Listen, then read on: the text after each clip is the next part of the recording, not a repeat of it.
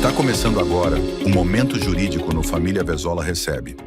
O espaço onde a informação vira poder, a dúvida vira esclarecimento e a justiça fica ao alcance de todos. Prepare-se para entender, se posicionar e agir, porque quem conhece seus direitos faz valer a sua voz. Olá a todos, hoje nós estamos aqui com o Dr. Fernando, o Dr. Miguel e eu, Jorge, para falar um pouco a respeito das violações em virtude da hanseníase no Brasil. Se você teve esse direito violado, entre com um profissional de sua confiança para verificar a sua situação. É importante que todos busquem os seus direitos perante as violações do Estado brasileiro nesse momento de profilaxia da lepra no Brasil. Não deixe de procurar esse profissional. Observe o prazo prescricional e busque seus direitos. Nós agradecemos a todos, a Nassif Advogados.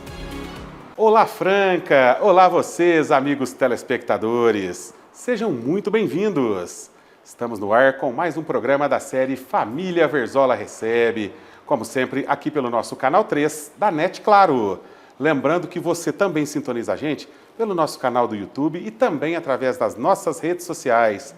É isso mesmo, pessoal. Por todos esses canais, você sintoniza o Família Verzola Recebe. Pessoal, como eu estou feliz. Afinal de contas, nesse mês de junho, nosso programa está completando 18 anos no ar. São 18 anos de uma trajetória que começou pequenininha lá atrás e hoje a gente chega até 18 anos. Ininterruptos, trazendo sempre grandes convidados, informações importantes. E como eu estou feliz. Estou muito feliz mesmo de chegar nessa marca de 18 anos aqui do Família Verzola Recebe. São mais de 2.500 convidados que já estiveram conosco. Como eu já falei, trazendo sempre informações importantes, falando das mais diversas áreas de atuação. E isso orgulha muito a família Verzola. E hoje, pela primeira vez, estou recebendo uma equipe de profissionais da área jurídica da mais qualificada aqui da nossa cidade. Afinal de contas, o nome Dr. Fernando Carvalho Nassif é muito respeitado na área jurídica. Todo mundo conhece esse nome tão respeitado e tradicional na área jurídica. E hoje, não só o Dr. Fernando, como a sua equipe, os seus filhos, o Dr. Miguel e o Dr. Jorge, estão aqui conosco para debater assuntos dos mais interessantes no Família Verzola Recebe. Primeiramente, Dr. Fernando, que alegria recebê-lo pela primeira vez em nosso programa. Como vai você? Eu vou bem, para nós é uma satisfação enorme poder também estar com você, estar participando dessa trajetória, né, desses 18 anos, né, que você teve o início da carreira com o seu pai, né? Justamente. Que também nós o conhecemos. E para nós é um motivo de grande alegria, de grande satisfação poder estar fazendo parte desses 18 anos, né? Maravilha. Desde já eu agradeço por ter aceito meu convite e hoje está debatendo aqui comigo sobre a área do direito. Quero saudar também, inicialmente aqui o Dr. Jorge. Seja bem-vindo, doutor. Logo, logo eu vou apresentá-lo melhor aqui, quando ele for dar a sua explanada aqui na área do direito. Também, Dr. Miguel, seja muito bem-vindo, doutor. Logo, logo eles vão estar todos conosco participando aqui do Família Verzola Recebe, pessoal. Mas abrindo o programa com o Dr. Fernando, eu gostaria, doutor, para a gente começar contando um pouco da sua história, falando um pouco sobre você. Olha, a minha trajetória começou em 5 de fevereiro de 1996, né? Quando a advocacia era bem diferente no sentido de que nós tínhamos a faculdade, né, que dava aquele aparato para o profissional seguir, mas ainda era na máquina de escrever, né? No fax, né, que hoje já não existe mais, né? São objetos de decoração nos escritórios, né? Então, a minha trajetória começou e com o passar do tempo eu me especializei e parti mais para essa área da responsabilidade civil, o direito previdenciário e o direito do trabalho, né? Durante todo esse período, Lucas, foram 30 anos que nós estamos completando neste ano, eu sempre permaneci nesse local que nós estamos, eu nunca mudei. Olha, né? Só! Então, durante toda a minha trajetória, eu me sinto assim, um privilegiado de Deus por ter ficado e permanecido nesse local por esse tanto.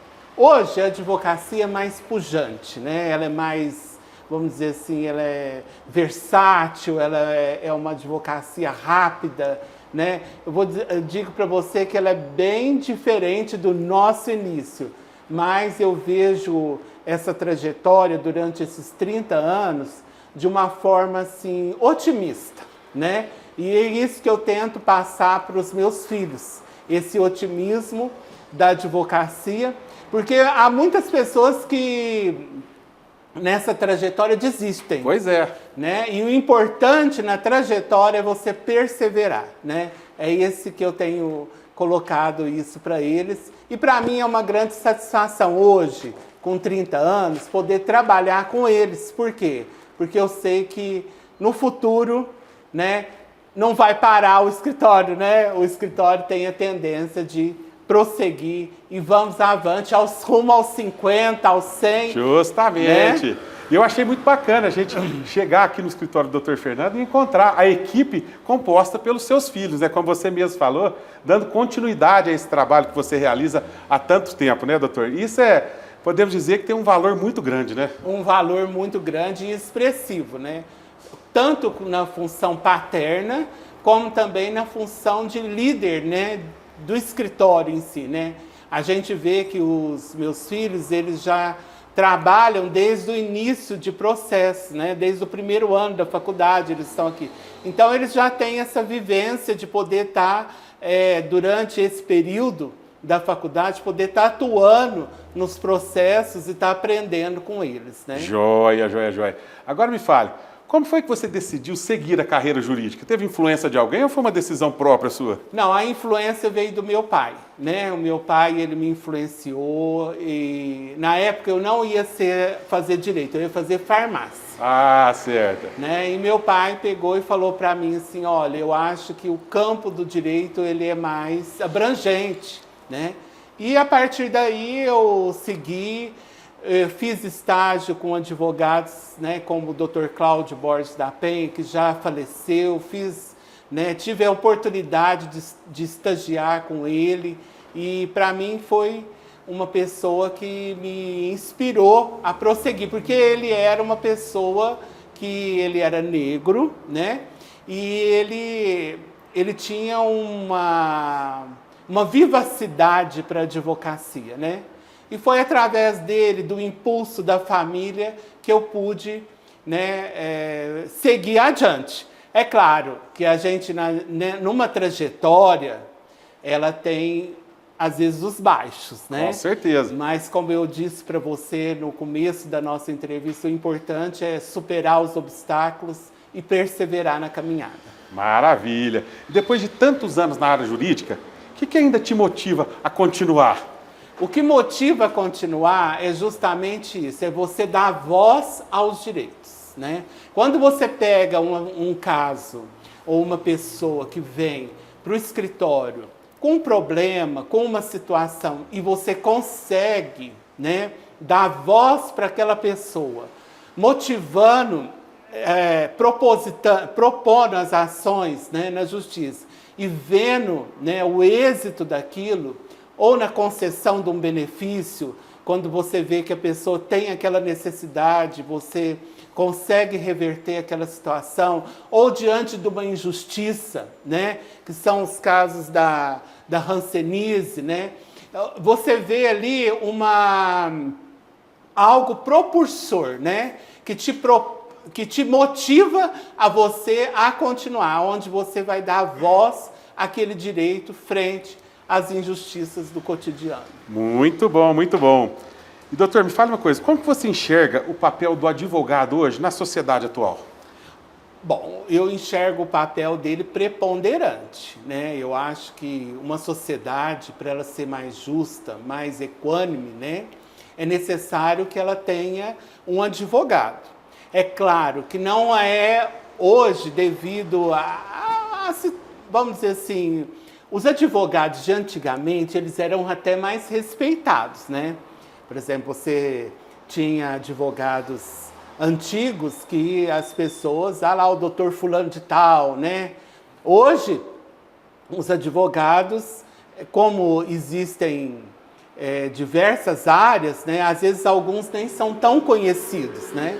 Mas os advogados em si eu vejo necessária a participação, a atuação, né?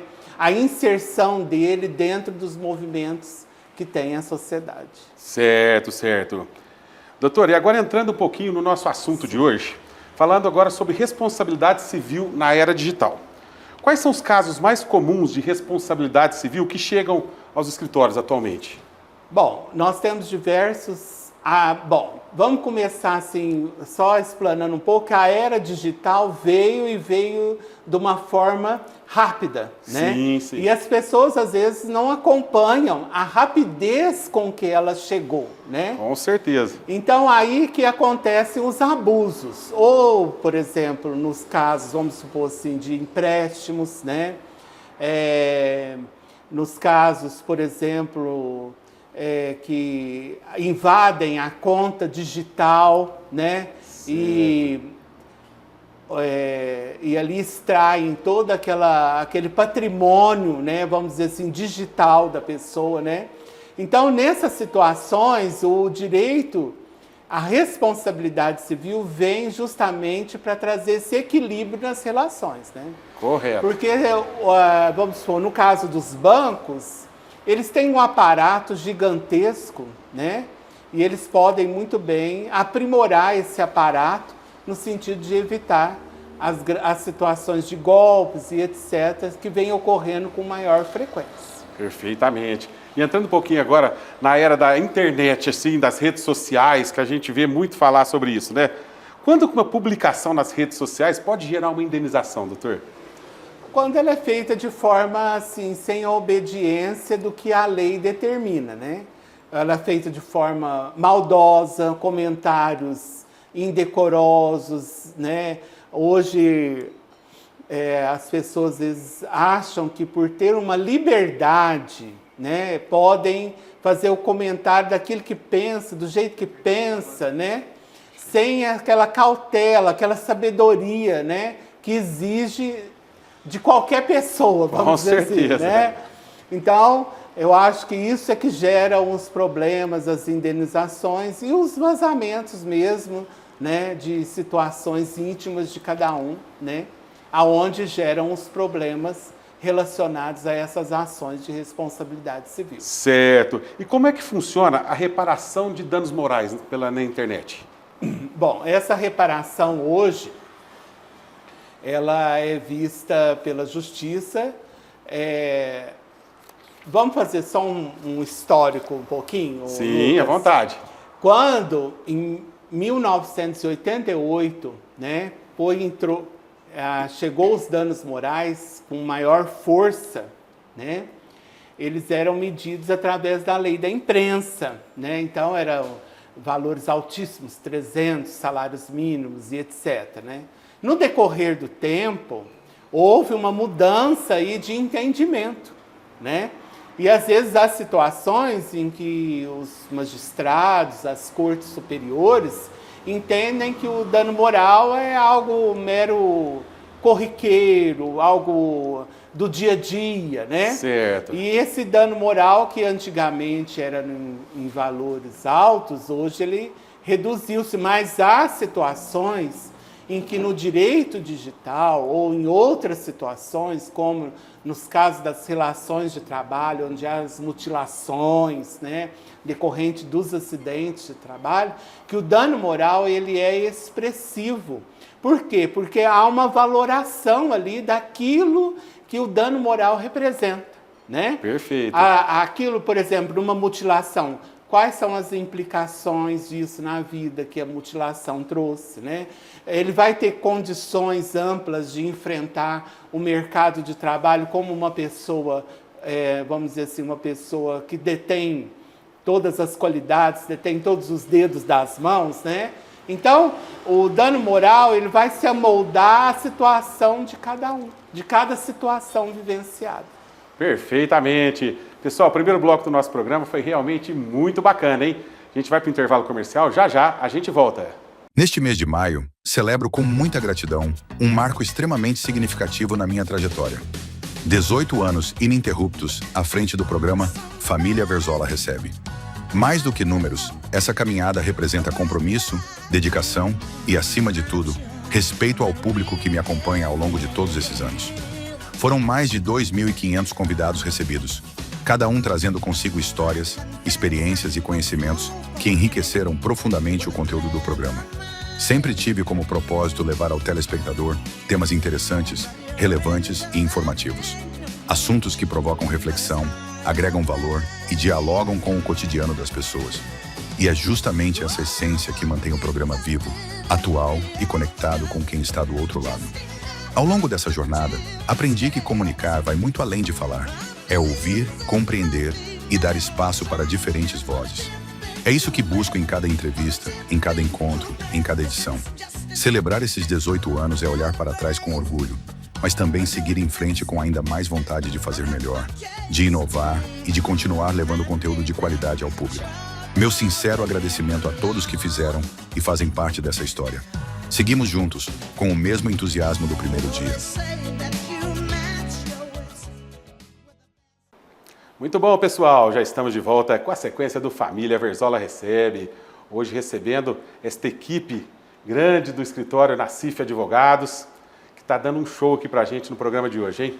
Agora eu quero abrir um espaço para o Dr. Miguel Nassif, que vai falar um pouquinho sobre a área de Direito do Trabalho com a gente. Não é mesmo, Dr. Miguel? Seja bem-vindo. Muito obrigado, Lucas. Alegria contar com a sua participação aqui em nossa Família Verzola, igualmente. Dessa equipe laboriosa aqui do escritório da Nassif Advogados. Senta-se em casa e muito bem-vindo. Obrigado. Agora eu gostaria de entrar nesse assunto com você, doutor, que é o direitos e deveres nas relações de trabalho. Gostaria que você nos falasse quais são os principais conflitos trabalhistas enfrentados por empregadores e empregados. Bom, Lucas, aqui no escritório, as demandas trabalhistas, até é interessante pontuar que o avanço tecnológico trouxe grandes mudanças no âmbito laboral brasileiro e mundial. Então, é muito importante que as relações de trabalho atualmente sejam pautadas sempre por um empregador e um empregado dando as mãos mesmo, que regem as relações de trabalho. Então, os principais conflitos que hoje eu, o Jorge, meu pai, podemos ver são em relação a assédios morais que o empregador comete ao empregado, às vezes impor altas demandas ao empregado, colocar, por exemplo, você tem que fazer, por exemplo, telemarketing. A pessoa que labora no telemarketing, às vezes é imposta a ela uma carga, exaustiva laboral. Então, tem que fazer vários contratos, fechar vários contratos. Isso acaba pesando na vida do trabalhador, eu penso. Correto. Então, os principais conflitos seriam esses atuais. Perfeitamente. Pegando um ganchinho na sua fala sobre assédio moral, doutor, o que caracteriza um assédio moral no ambiente de trabalho? O assédio moral caracterizaria um dano, que é feito ao empregado. Então, por exemplo, você utilizar de tratamento vexatório ao empregado. Então, por exemplo, você é muito lento, você não consegue fazer nada, você é um peso morto na empresa. Isso caracteriza um assédio moral que não é legal de se pontuar numa empresa. Quando a gente pontua, por exemplo, a norma reguladora número 1, que entrou agora na última terça-feira, acho que 29 de maio, né, Jorge? 29 de maio, ela que coloca que as empresas devem buscar adotar políticas, de trabalho voltadas ao bem-estar do empregado. É muito importante que a empresa analise essa questão para que não caia e ocorra, por exemplo, uma ação de assédio moral, todas essas questões que envolvem. Certo. E antes a gente via muitos casos assim, doutor, mas o empregado está sofrendo assédio moral na empresa, mas não fala nada porque tem medo de ser demitido, tem medo de ser mandado embora e tudo mais. Hoje isso mudou? Hoje os empregados têm buscado seus direitos ali diante desse quadro de assédio moral sofrido?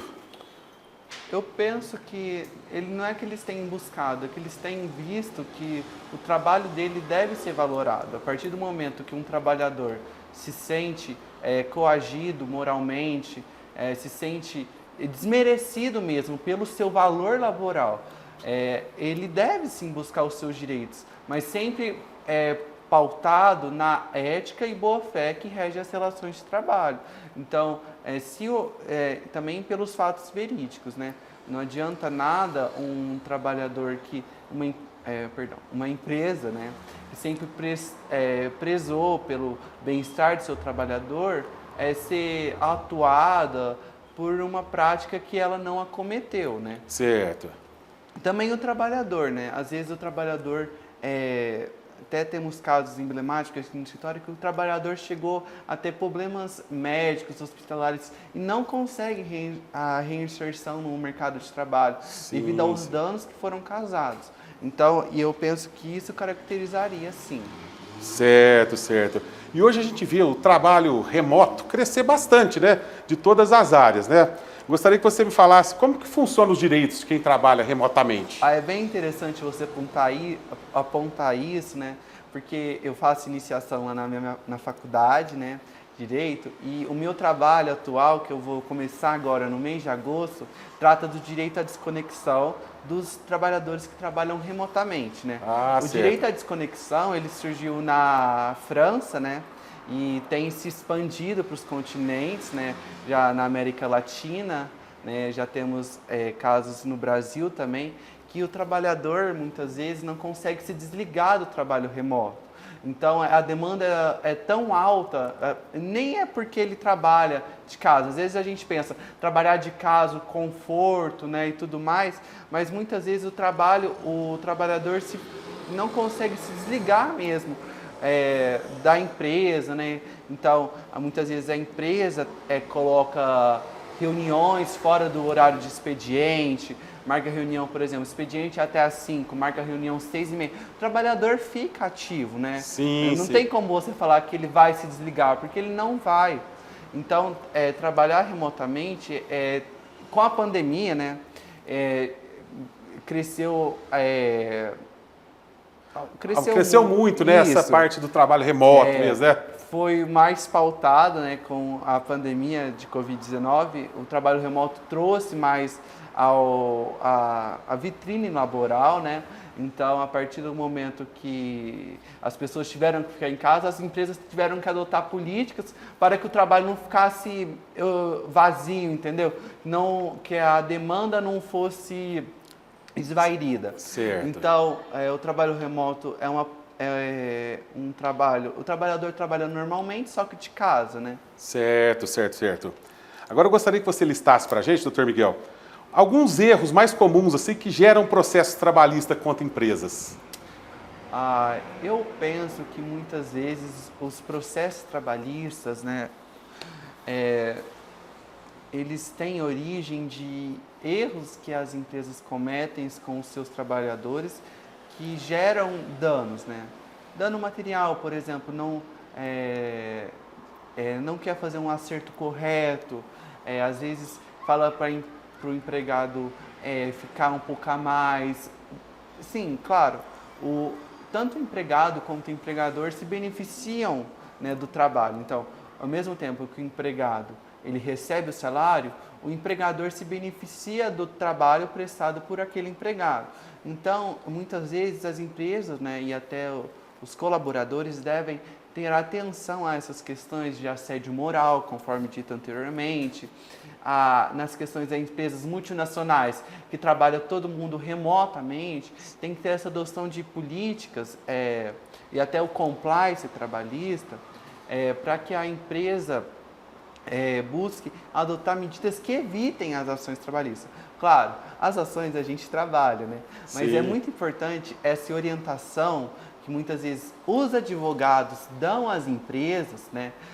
Essas orientações, por exemplo, da adoção de práticas, até palestra, né? Nós já demos, né, em empresas, palestra, por exemplo, quais práticas os empregados, né? Por exemplo, teve um caso aqui no escritório, do empregado fez uma situação meio vexatória com uma outra empregada, não fica legal. Não Sem dúvida. O ambiente fica meio... Pesado, né? Pesado, é isso mesmo. Tanto que aconteceu a situação. Então, as empresas buscarem essa orientação jurídica, eu acho muito importante, que aí evita problemas futuros. Eu falo que é muito importante, né? Até vocês podem participar dessa pergunta também. Hoje, assim, a prevenção jurídica, né? Sim. As empresas terem ali uma orientação jurídica segura para saber o que faz certinho, o que não faz certinho. Porque muitas vezes espera a bomba estourar ali para procurar o advogado. Ô, doutor, agora o negócio estourou aqui, se vira aí, me resolve para mim aí. Aí o negócio está bem mais difícil, né?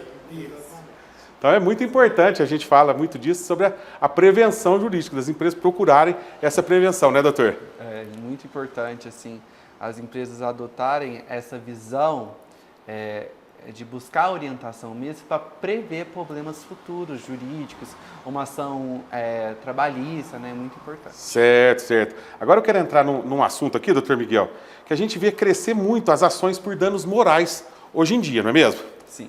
Me fale agora, o que realmente caracteriza um dano moral por si só? O dano moral seria um dano à personalidade. A partir do momento que a personalidade da pessoa é afetada, maculada, isso, manchada. Então, por exemplo, conforme dito pelo meu pai no bloco anterior, você postar um vídeo, por exemplo, olha aqui essa pessoa deficiente. Por exemplo, teve um caso do influenciador há um tempo atrás que postou um vídeo de uma criança com câncer, né? E aí, vexatório. Então, trouxe o dano moral à pessoa. Então, é um dano personalismo. Ele não se transmite, por exemplo.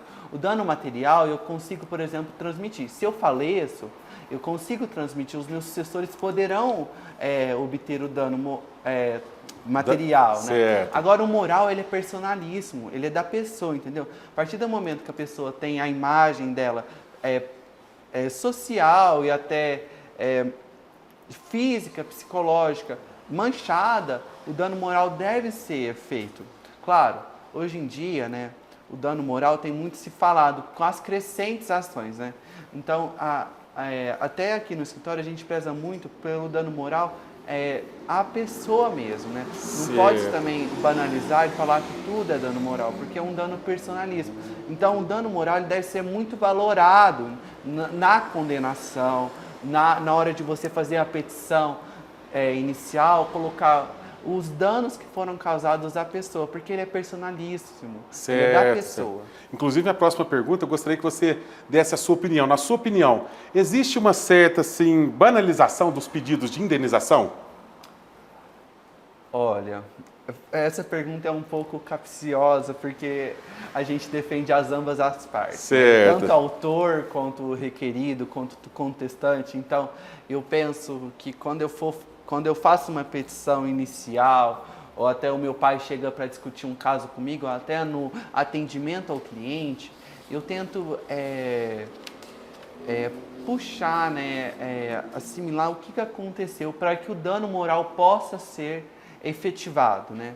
Então, eu não penso que seja uma banalização, né? Sim. Talvez as relações nem trabalhista ou civil, as relações mesmo, as pessoas andam meio carentes mesmo. Então, muitas vezes, a pessoa acha que é um dano moral, mas não é moral. Chega a ser moral. Isso, entendeu? Então, eu não penso que seja uma banalização, mas que na hora do advogado ponderar, na hora, tem que fazer colocar na balança se é efetivamente dano moral ou não. Perfeitamente. Pessoal, foi muito legal a participação do Dr. Miguel Nassif aqui nesse bloco do nosso programa, hein? Vou para mais um intervalo comercial. Na volta do nosso programa, o Dr. Jorge Nassif vai entrar um pouquinho na área do direito previdenciário aqui para a gente. Volto já. Pessoal, você que procura combustível de qualidade a preço justo, aqui no Posto Mansão você encontra álcool no melhor preço da cidade, gasolina, diesel, como vocês estão vendo aqui, diesel aditivado, né, Jairo? Temos o diesel S10 100% filtrado, o S500 100% filtrado, fica na amostra para o cliente ver. Então o cliente está abastecendo, está vendo o que está colocando dentro do carro dele, entendeu? E tudo com garantia, tudo certinho. Olha aí, pessoal, aqui no Posto Mansão você encontra os combustíveis de qualidade, aquele atendimento nota 10. de uma equipe realmente preparada para oferecer o melhor para o seu veículo, para a sua moto e tudo mais. E eu estou falando que aqui o preço realmente vale a pena. Enquanto pela cidade você encontra o álcool a preços muito maiores, aqui você encontra o precinho camarada no álcool, hein, pessoal? Venha conferir. Posto Mansão, a melhor loja de conveniência da cidade, como vocês já conferiram nas imagens um pouquinho antes. Combustível de qualidade, atendimento nota 10 e a melhor troca de óleo também, né, Jairo? Sim, isso mesmo. Trocamos óleos aí todos de segunda a sábado, né? No horário comercial normal. E o combustível que você já conhece, sim. Das 6 horas da manhã até as 22 horas, você pode vir. Posto Mansão, Avenida Ademar de Barros. 1900. Diesel de qualidade, álcool, gasolina, troca de óleo, a melhor loja de conveniência da cidade com a cerveja mais gelada. É isso mesmo, tudo isso. Posto Mansão, Avenida Ademar de Barros. Venha conferir. No coração da cidade, existe um lugar onde qualidade, confiança e atendimento andam lado a lado. Um lugar pensado para quem valoriza o seu veículo, o seu tempo e a sua segurança.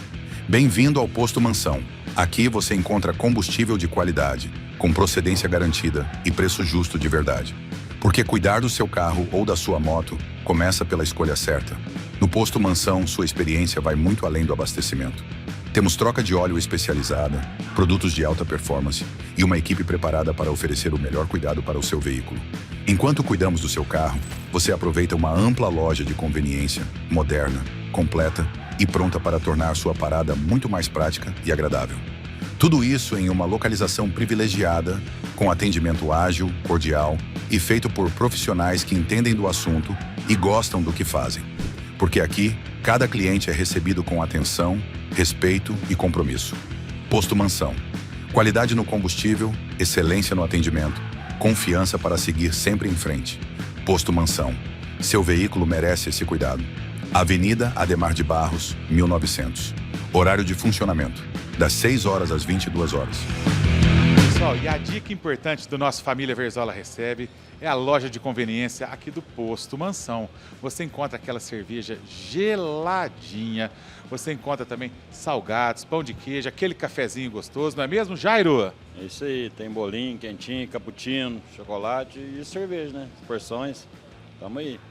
Bacana. Então, como vocês estão conferindo aí nas imagens, é uma loja bem bacana, uma loja ampla. Você pode vir fazer o seu lanche, você pode vir comprar aquela cerveja ou então degustar a própria cerveja aqui dentro do posto mesmo, né, Jair? Com um belisquinho, um petisquinho, né?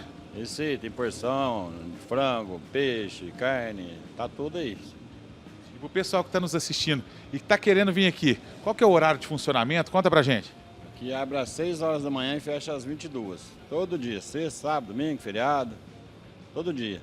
Das 6 às 22, você compra a cerveja mais gelada da cidade, você se delicia com as porções mais variadas e também precisou de alguma coisa, de algum item, você encontra aqui na loja de conveniência do Posto Mansão, Avenida Ademar de Barros. 1900, bora pra cá. Venha, você vai gostar. Pessoal, já estamos de volta com a sequência do Família Verzola Recebe. E o nosso programa está bem bacana, hein? Com a equipe da Nacif Advogados aqui, falando um pouquinho para a gente dos mais diversos assuntos. E agora eu quero receber aqui, no terceiro bloco do nosso programa, o doutor Jorge Nacif. Seja bem-vindo, doutor. Como vai você? Muito obrigado, muito bem, Lucas. É um prazer estar aqui hoje na Família Verzola. Prazer é todo meu de receber você, seu pai, seu irmão, toda a família Nacif aqui no nosso programa de hoje, debatendo assuntos dos mais diversos da área jurídica do programa. Doutor, como eu anunciei no último bloco, agora nós vamos falar um pouquinho sobre direito previdenciário. Vamos lá. Gostaria que você começasse falando para a gente qual que é a importância de um planejamento previdenciário, doutor? Olha, Lucas, hoje o planejamento previdenciário é uma questão de suma importância na sociedade. Antigamente não tinha essa cultura do planejamento previdenciário. Todavia, basta ver que provavelmente os nossos espectadores vão saber de alguém que não teve o benefício da forma como queria. Certo. E esse planejamento previdenciário, ele vem neste momento para que a pessoa possa, sobre o ponto de vista econômico, pessoal, ele possa se programar para uma velhice digna, para momentos, por exemplo, de morte e todas aquelas outras questões que o ramo previdenciário está abarcado. E olha o tamanho da importância de ter um planejamento previdenciário Correto, né? Está planejando ali a velhice, como você falou, o fim da vida ali, tem que ter um negócio digno, né? Correto. Aposentado, viver bem ali no fim da vida, né? Nós temos que ter, hoje, analisar a parte da velhice com maior dignidade, maior qualidade de vida para todos que fazem parte do sistema de seguridade social brasileira. Maravilha. Doutor, quais são os erros que podem atrasar a concessão de uma aposentadoria? Olha, Lucas, hoje nós temos diversas questões que envolvem desde uma documentação bem elaborada até mesmo questões junto à administração pública, né? Nós sabemos que atualmente o INSS em específico ele enfrenta uma fila de processos para análise que dificulta a efetivação de direitos e até mesmo de uma análise fidedigna ao que a pessoa está pleiteando perante a autarquia. Então, acredito eu que uma documentação bem elaborada, organizada e coesa, ela garante à pessoa um melhor benefício e até uma análise mais efetiva. Daí, mais uma vez, a importância de ter um profissional da área jurídica para Exatamente. orientar corretamente o que deve ser feito e o que não deve ser Isso feito. é Preparar essa fundamental. documentação, analisar a documentação, tudo certinho, né? Para que depois a pessoa não caia numa cilada ali e se Exatamente, prejudique depois, né, Lucas? doutor? Exatamente. A gente tem que pensar que a advocacia previdenciária, e nesse aspecto falo para a população brasileira, a cultura de se ter um advogado especialista, de confiança da pessoa, que saiba lidar com essas questões que a Previdência tem. É uma área muito específica e que o manejo dela deve ser da melhor forma possível. Perfeitamente. E o escritório Nassif, que atua na área previdenciária, né? Você pode me responder muito bem essa pergunta. Quais são os benefícios hoje mais procurados? Olha, Lucas, nós temos múltiplos benefícios no sistema de seguridade social brasileira. Mas acredito eu que os benefícios contributivos hoje, eles são benefícios que fazem a diferença na vida da pessoa. Nós também temos, saindo um pouco da Previdência e indo para a assistência social, os benefícios de prestação continuada à pessoa idosa e à pessoa com deficiência, e também os benefícios aos dependentes, né, de pensão por morte, eventualmente um acidente, dos auxílios acidentes. Então, todos esses benefícios São bem fazem procurados. parte, são muito procurados e integram mesmo o nosso sistema de seguridade social. Bacana, bacana, bacana. Doutor, me fale agora, como que foi, quando o pedido é negado, o que a pessoa tem que fazer? Olha, Lucas, quando o pedido é negado, a gente costuma dizer aqui no escritório que é um momento de muita atenção. Hoje nós temos diversos recursos, tanto do âmbito administrativo quanto na esfera judicial. Todavia, por isso que eu acho importante ter um profissional adequado, porque ele vai saber se determinado caso se utiliza o recurso da via administrativa ou se é melhor rediscutir o mérito numa ação judicial. Então, depende de cada caso, mas eu acredito que a pessoa estando junto a um profissional da área, um profissional sério, ele vai saber orientar qual seria o direcionamento adequado. Certo. E em todas essas áreas, assim o do INSS, tudo mais, o segurado ele pode recorrer de uma decisão? Claro, ele pode recorrer dessa decisão administrativamente, né? Nós temos o recurso ordinário, administrativo. Todavia, o profissional que for instrumentalizar ele tem que averiguar se seria caso de uma possível reversão, numa segunda instância administrativa, ou se seria mais adequado ao ajuizamento de uma ação, né, para rediscutir a questão. Perfeito. Me fala agora, doutor, como que funciona o auxílio por incapacidade temporária? Olha, Lucas, esse auxílio ele é destinado às pessoas que têm tempo de contribuição, carência. Em alguns casos específicos, a gente pode estudar uma relativização desses quesitos, mas eles são destinados a segurados que tenham incapacidade temporária e que afetam mesmo o efetivo exercício da atividade laboral. O que eu acerto é que tem que ser acima de 15 dias para que haja cobertura da Seguridade Social, porque os primeiros 15 dias são de encargo da empresa, no caso, se a pessoa for CLT, e o restante é a cargo da Previdência Social. Muito bom, muito bom. Doutor Jorge, quais são os direitos previdenciários hoje pouco conhecidos pela população? Olha, Lucas, um dos mais que nós observamos aqui no escritório é realmente o benefício por pensão por morte, né? Às vezes a pessoa morre e naquele turbilhão do luto, ela acaba se esquecendo dessa questão. Tem esse direito. Tem esse direito. Então, a gente sempre busca apresentar esse benefício às pessoas que nos procuram em virtude da morte de um dependente e mostrar para ela que ela pode estar abarcada, segurada pela Previdência Social brasileira. Perfeitamente. E você, como advogado especializado, doutor, qual que é a principal orientação jurídica hoje que todo cidadão deveria conhecer de fato, assim? Olha, Lucas, nós temos várias, mas eu acredito que, voltando àquela primeira pergunta, o planejamento previdenciário é realmente fundamental um caminho, mesmo. Sim, é um caminho para que a gente consiga ter uma velhice digna e realmente ter uma vida com qualidade, com boa instrumentalização do que a Previdência nos traz. Certo. E aqueles amigos telespectadores que nos assistem agora, eles ficaram antenados nesse assunto do planejamento previdenciário e tudo mais e querem fazer uma visita aqui no escritório da Nassif Advogados para tratar desse assunto. Qual que é o primeiro passo que eles devem, documentação, essas coisas que eles devem trazer para vocês? Olha, seria a carteira de trabalho e previdência social, física em alguns casos e atualmente digital. Eu acho que seria o documento, né, pai? O essencial para fazer esse planejamento previdenciário, além do cadastro nacional, né, junto à Previdência, que também é muito importante. Muito bom, muito bom. Pessoal, eu vou para o meu último intervalo comercial e o último bloco do nosso programa vai ser muito interessante, hein? Assunto muito especial que a gente vai debater aqui com a equipe da Nassif Advogados. Fique ligado, volto já. O futuro da mobilidade já começou e ele é elétrico, sustentável e mais lucrativo. William Rodrigues vem se destacando como um empresário visionário no setor da mobilidade urbana sustentável. À frente de uma iniciativa inovadora, ele oferece aluguel de veículos 100% elétricos para motoristas de aplicativo, transformando a forma de trabalhar nas ruas. Com tecnologia de ponta, os veículos elétricos proporcionam economia nos custos operacionais, mais conforto no dia a dia e maior rentabilidade para os profissionais do setor. Descubra como os veículos elétricos podem revolucionar sua rotina, aumentar seus ganhos e abrir novas oportunidades no mercado de aplicativos.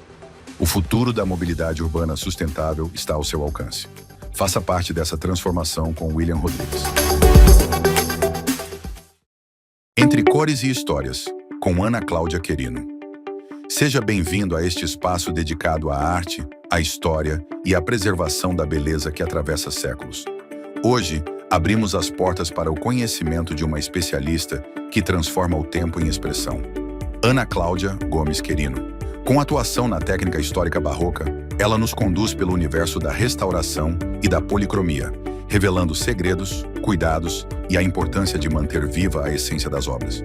Prepare-se para descobrir dicas valiosas de quem vive a arte em sua forma mais autêntica. Vamos lá, Ana Cláudia, agora é com você. Vamos falar sobre restauro de arte? Em 2021, eu fiz um trabalho muito marcante e gostaria de dividir com vocês tanto o processo quanto o resultado final. O reitor do Santuário de Cássia, na época, me trouxe uma imagem do século XIX, entalhada em madeira, que tinha muitas repinturas e era uma imagem muito importante para a história da cidade. De início, o padre pensava em uma repintura, mas tecnicamente não seria o procedimento correto. Eu fiz uma prospecção, encontrei 4 camadas de repintura na imagem, e então removi tudo com um bisturi. Levei aproximadamente 30 dias para remover toda a repintura que ela tinha, e então encontrei uma aparência completamente diferente. Resquícios ainda de folha de ouro e um semblante, um rosto muito mais delicado, muito mais suave. Então eu fiz apenas a reintegração do que havia sido perdido, reconstituí toda a folha de ouro. Foi um trabalho muito técnico e foi muito emocionante ver a imagem voltando à aparência original que ela tinha no século XIX. Após 3 meses de trabalho, eu entreguei a imagem ao padre e foi feita uma cerimônia muito bonita para recebê-la. A população ficou muito emocionada com a volta da imagem. E depois, em maio de 2022, foi feita a procissão na inauguração do novo santuário. Ela foi levada pelo carro dos bombeiros e seguida por uma multidão. Foi uma noite muito emocionante. O restauro de arte é um trabalho muito técnico, que exige muito estudo e preparação. Ele deve ser feito sempre por um profissional qualificado. Restaurar é coisa séria, é a preservação da nossa história e da nossa memória. É isso aí, pessoal. Já estamos de volta com o bloco final do nosso Família Verzola Recebe. Como eu falei no bloco anterior, fique sintonizado nesse assunto que a gente vai tratar agora, que é sobre ações de responsabilidade civil da União relacionadas à hanseníase, hein? Olha só, hein? Assunto muito interessante aqui, que nós vamos começar com o Dr. Jorge aqui falando para a gente. Doutor, o que fundamenta a responsabilidade civil da União nos casos envolvendo pessoas atingidas pela hanseníase? Olha, Lucas, uma questão muito importante que a gente tem que falar é que nesses casos que envolvem a hanseníase, nós estamos discutindo cicatrizes existenciais deixadas pela política de profilaxia da lepra aqui no Brasil, nessas famílias que foram nessas pessoas que tiveram a separação, tiveram seus lares desestruturados e não tiveram a oportunidade mesmo de convivência familiar, de construção de laços com seus pais. E essa ação ela se fundamenta nessa questão dessa falta de dignidade no tratamento profilático adotado aqui no Brasil, em específico. Certo. E quais foram os principais erros ou omissões do Estado que deram origem a essas ações judiciais, Dr. Jorge? Olha, Lucas, a política de profilaxia da lepra no Brasil, a gente tinha o tripé profilático. Esse tripé profilático ele era entre dispensórios, preventórios e sanatórios. Em cada um nessas três instituições, a pessoa atingida pela lepra, ela era encaminhada e eram tratamentos realmente de separação de núcleos familiares e muitas vezes nessas separações, devido a questões realmente da época, essas pessoas atingidas elas sofriam das mais diversas violações, tanto violações de cunho moral, de cunho até mesmo físico, afogamentos. Então são questões muito sérias que a gente tem que ter a devida atenção, principalmente devido ao prazo prescricional dessas ações. Certo.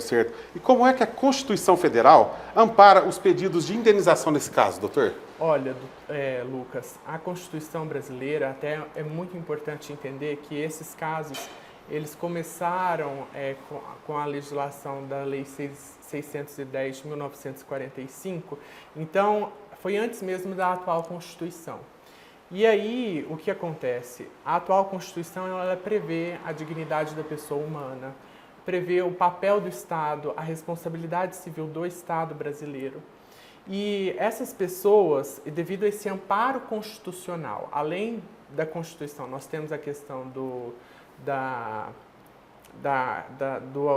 acervo internacional, que também ampara esses pedidos, a Declaração Internacional de Direitos Humanos, o Pacto de São José da Costa Rica, que eles trazem a questão da dignidade e principalmente da preservação do núcleo familiar.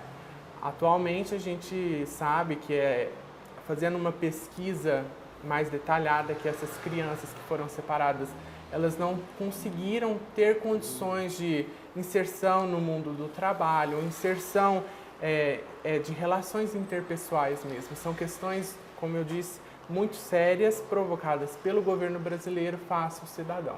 Olha só, hein, pessoal? Olha só, hein? E agora a gente vai voltar com o Dr. Fernando Nassif aqui no nosso programa, continuando a falar desse assunto importante, hein? Dr. Fernando, bem-vindo de volta. Vamos dar continuidade a esse assunto aqui tão bacana que a gente está tratando hoje. Eu até então desconhecia, estou conhecendo agora um pouquinho através da equipe aqui sobre esse assunto. Estou achando bem interessante, hein? Me fala agora, doutor, quais são os requisitos para que a responsabilidade da União seja reconhecida judicialmente? Bom, os requisitos são que a pessoa, né, tenha sido separada dos seus laços familiares. Porque o que acontecia lá atrás, né? Assim que era detectado a questão da lepra, a família era totalmente desmantelada, né? E eram situações agressivas. Já havia um caminhão da polícia para separava o pai, ou ia para um preventório masculino, né, Jorge? Sanatório. Um sanatório masculino, e a mãe para o feminino. Então a família ali, a família já era totalmente assim desagregada. Certo, né? certo. E como o Jorge explicou para vocês, nesses locais as criancinhas elas sofriam as mais diversas tipos de atrocidades, né? Porque eram questões que as pessoas não estavam preparadas para aquilo, então afogava o menino, e tem diversos tipos de situações, né? Então, nessas situações é que vieram as ações de responsabilidade civil contra a União. Num primeiro momento, Lucas, o que aconteceu? Os juízes, né, estavam negando o direito a essas indenizações pautada na questão da prescrição, né? E depois disso houveram as reversões e agora atualmente houve uma decisão, se não me engano, em abril, né, Jorge, ou maio? Foi em outubro do ano passado. Outubro do ano passado, em que deu como prazo prescricional de 5 anos a partir daquela decisão do Supremo, né? Certo. Então, às vezes as pessoas, como eu falei bem no início, que o direito muda, né? Às vezes a pessoa pode ter consultado um profissional e ele falou, não, prescreveu. Mas agora existe essa possibilidade. Ah, né? certo. Existe a possibilidade de você estar revendo essas situações, né? Através das ações judiciais, né? É claro que, por exemplo, aqui no nosso escritório nós temos ações nesse tipo, em que nós vamos buscar documentos nos próprios preventórios, sanatórios, né? Olha só. E são documentos que eles vêm a enriquecer o processo, né? Como que eu falo assim, trazer uma madureza para o processo, entendeu? Uma maturidade para o processo que facilita a decisão que é aquilo que a gente espera, que são as indenizações. Perfeito. Né? Doutor Fernando, me diga quais foram os principais argumentos que levaram ao sucesso dessas ações.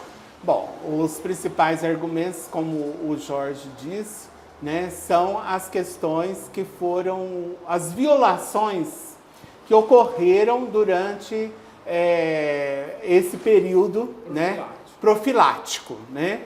E como que a gente verifica isso? Até nas fotos das famílias, né? Você via que as famílias tinham uns dias de visita, né? Então você via nas fotos das famílias aquela vamos dizer, aquele rompimento dos laços familiares, né? Então, os documentos para esse tipo de ação, os requisitos, né? Para quem gosta de pesquisar, porque eu gosto de pesquisar, né? Eu gosto de pegar esses documentos e você entender o contexto da família, que motiva a gente a dar voz para essas pessoas, para essas situações, né? Então, aí, a partir desse estudo que é feito, você leva, né, para o Poder Judiciário essas ações visando, né, essas indenizações contra a União Federal. Perfeito, perfeito. E além da indenização financeira, doutor Fernando, qual que é a importância do reconhecimento da responsabilidade do Estado para as vítimas e para suas famílias? Bom, isso aí foi motivo até dos estudos, né, que foram feitos lá em Barcelos, né, no Comped, justamente visando, né, não só a reparação por danos morais, né, mas há situações, Lucas, em que eu falo de uma família que eram 3 irmãos, né? E que no mais velho a situação ela se tornou mais, vamos dizer assim,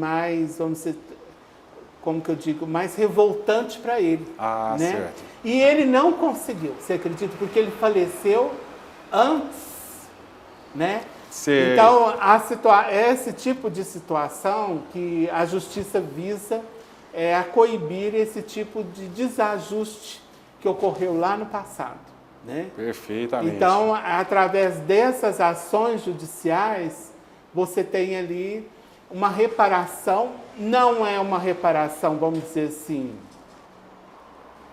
total, né? Mas essa reparação ele traz um direito à dignidade que foi violado lá atrás. Olha que interessante esse bloco do nosso programa, hein, pessoal? Muito bacana mesmo. Doutor Fernando, antes da gente encerrar o nosso programa que está chegando ao final, aqueles amigos que nos assistiram hoje e querem entrar em contato com a equipe do escritório da Nassif Advogados, onde encontrar vocês?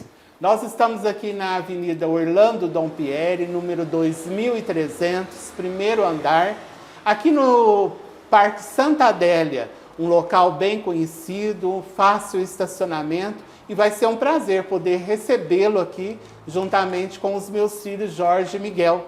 Nós vamos poder te orientar, te assessorar juridicamente, poder dar voz a você e ao seu direito que foi violado. Inclusive, vamos deixar na tela aqui, ó, o telefone também da equipe aqui do escritório da Nassif Advogados, o endereço e o telefone, caso você queira alguma informação, tirar alguma maior informação, está aqui o telefone também para vocês entrarem em contato. Agora, doutor Fernando, primeiramente a você eu gostaria de agradecer a participação em nosso programa. Foi muito bacana o nosso papo de hoje com toda a equipe do escritório. Um prazer conhecê-los pessoalmente. Eu conheci muito pelo nome da Nassif Advogados. Hoje foi um prazer conhecê-los pessoalmente. Espero que futuramente vocês voltem para debater mais com a gente aqui no Família Verzola. Vai ser um prazer poder recebê-los aqui novamente, você e toda a sua equipe, né? Para nós é um momento gratificante poder estar explanando um pouco sobre o direito, poder estar conversando um pouco, mostrando um pouco do nosso trabalho, né? E é sempre uma satisfação poder estar participando com você do Família Verzola. Eu que agradeço. Doutor Miguel, quero agradecer a sua participação em nosso programa, desejar sucesso a você na sua carreira jurídica. Eu que agradeço, Lucas. Foi muito rico e muito valioso. Eu acredito estar aqui no programa seu, né, da Família Verzola. Eu agradeço muito a oportunidade que o senhor deu a mim, né, de estar aqui contando um pouquinho da minha... no começo de carreira, né? E eu agradeço muito, muito feliz e muito honrado. Muito obrigado. Eu que agradeço. Parabéns pelo trabalho, doutor. Obrigado. E quero agradecer também a participação do doutor Jorge, que esteve participando do Família Verzola junto com a equipe aqui. Doutor Jorge, obrigado aí pela participação, obrigado pelas respostas, pelas explanações tão bacanas aqui no nosso programa de hoje. Eu que agradeço, Lucas. Foi um momento muito venturoso que acredito que trouxe muitos debates, muitas questões importantes e relevantes para a sociedade atual. Eu que agradeço. Muito bom, pessoal. Espero por vocês na próxima semana, sempre com aquele programa inédito Família Verzola Recebe. Até lá!